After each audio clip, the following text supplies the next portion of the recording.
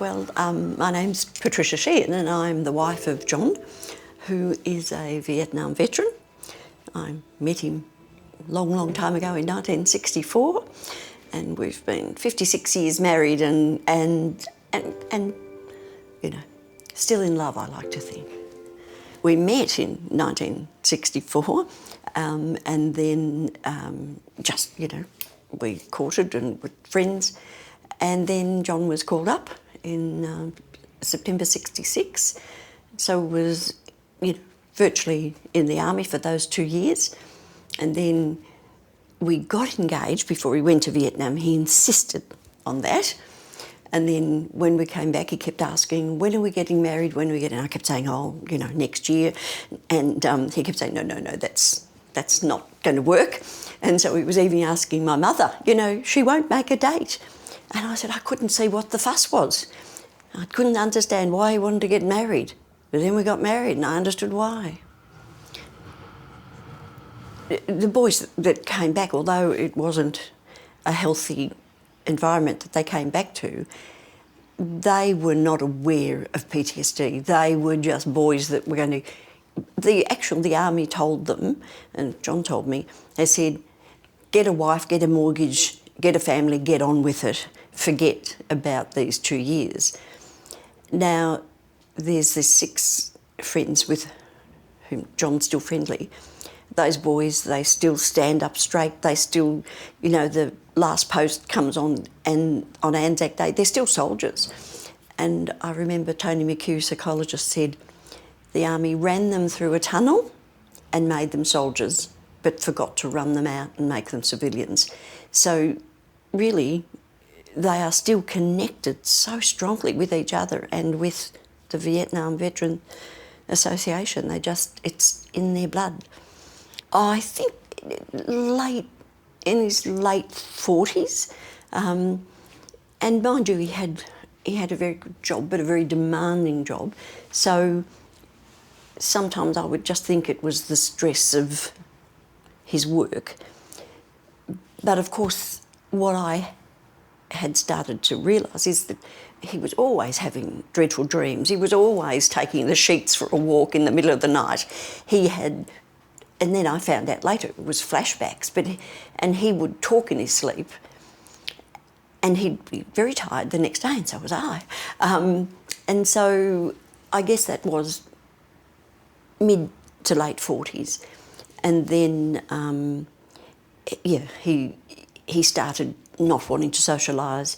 He wanted the world to stop and get off. We had, children that were in secondary school, university, and he came home and said, I've been offered a job they want me to go to Queensland. I'm going. It's like, no, you're not.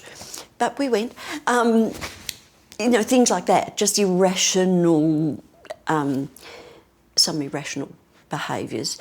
But he still wasn't aware that it was war service per se until he one day just was sitting listening to Louis Armstrong, and I found him sort of sitting weeping.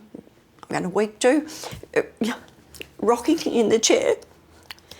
And I said, what's the matter? He said, it's just all coming back. And I didn't know what that meant. I said, what?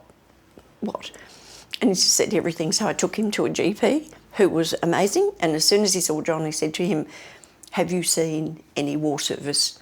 And John said, well, I'm a Vietnam veteran.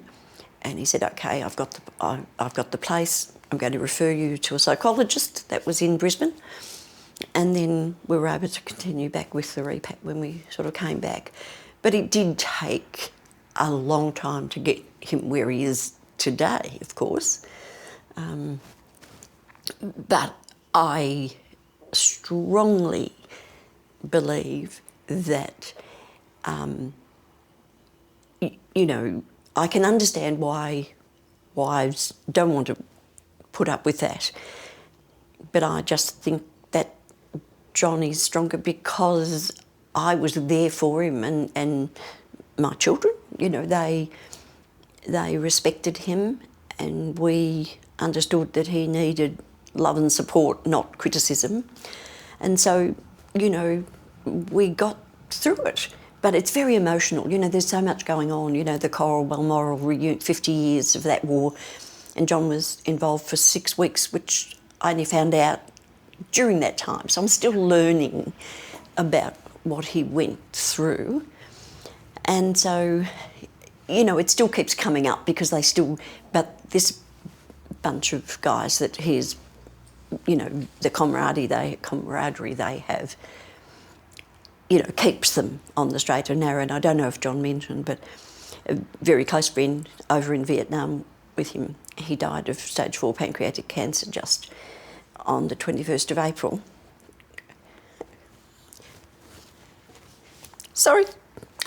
And he was one of that group. So now I think they're also starting to face their own, not demise, but their own, what's that word I'm looking for? Yes, mortality, thank you. So, you know, it's a long story. It's really a long story. Well, I had a job that I loved, and but I guess I coped, because looking back I realised I coped because I loved him, and I knew this man wasn't the man I married, so he needed me to be there for him. So in whatever way I could, I would always be there and encourage him and say, no, you know, we are going, we've been invited, you know, the world's not stopping today for you to get off. So I kept being sort of the strength, but unfortunately, when I was 51, I was diagnosed with rheumatoid arthritis, autoimmune disease, and very, very painful, and I had to have 2 walking sticks at that stage and a lot of treatment. But my rheumatologist told me that in fact it was a stress-related and a trauma to my body because I internalised my stress. So, did I cope? Obviously not. Do I think I did? Yes. So, you know, we've come out the other end, and I wouldn't be anywhere else. Look, I think I was saying earlier, Jane was always, you know, she was 21 and studying, I guess, at the time, but she would always be very aware of Dad, and she would say to me, you know, choose your battles, Mum, you know, let him have his moment, and, you know, choose your battles. Natalie just adored him. It wouldn't have mattered. He could have had 1 leg and 10 arms, and she adored him. It didn't matter what he did. She just loved him to pieces. But I think he quietly just loved them all, but he was able to relate to them all differently, to their personalities, better than me, because I wanted to toe the line, you know. But and Adrian is a chip off the old block. He is a gentleman. He's very caring. He's a great dad, but his wife tells me that he has battle scars. And she says, you know, he is seeing a psychologist because he has memories of things that I don't remember. And she says, well, you know, he talks in his sleep as well. So, she said he just remembers Dad, you know, being upset about things or finding him crying and that sort of thing. I didn't know. I just didn't know. We were busy with them. The girls played, you know, Victorian State League netball, and we were travelling Victoria with these 2 girls who were always busy, but I didn't really know. I didn't stop to think about how what we were doing was affecting them. I just thought that they wouldn't, you know, look deeper than being fed and educated and taken to netball, you know what I mean? I just didn't stop to think. So, but if you talk to them, they would tell you exactly how it impacted them, which I, unfortunately, did not understand. So I still don't know, really. Well, it is just that. It is a community. I think the fellows themselves have to reach out and take advantage of that community. John, he was actually on the committee at the Box Hill RSL for many years and watched it develop. But what it was for me was a place where I go and I felt welcome. And then I took my children and my grandchildren to dine there, and then I met people and I met other wives. And I think while the men were having their chinwag, we wives certainly communicated with each other in that spirit of community that the RSL was providing us, the building and the home and the environment to do that in.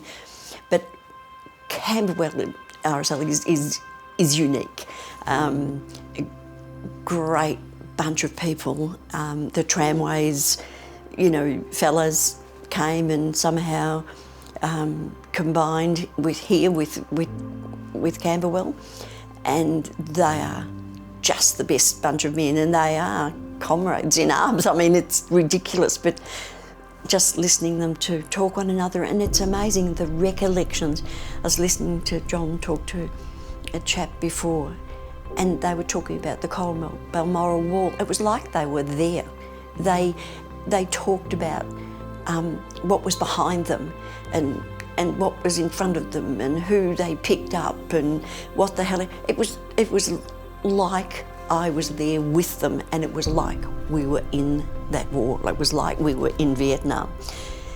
So they obviously don't ever forget, but knowing that they have someone to talk to who understands, who was actually there on the same day, and they met outside of the war, but have that same connection. It's just mind-boggling, really.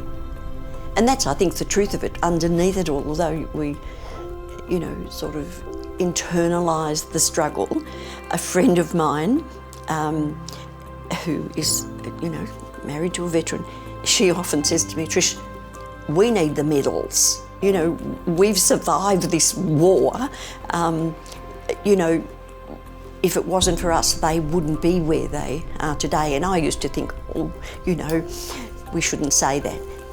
But as the years go by, I realised, yes, we should say that, because we need each other as well. And often the lass, she says to me, one of these days we'll get a badge. and so, it is our war, our battle, and our men. So it's a struggle, but at the end of the day, as long as you're supporting each other, we get to come out of it at the other end together, I guess.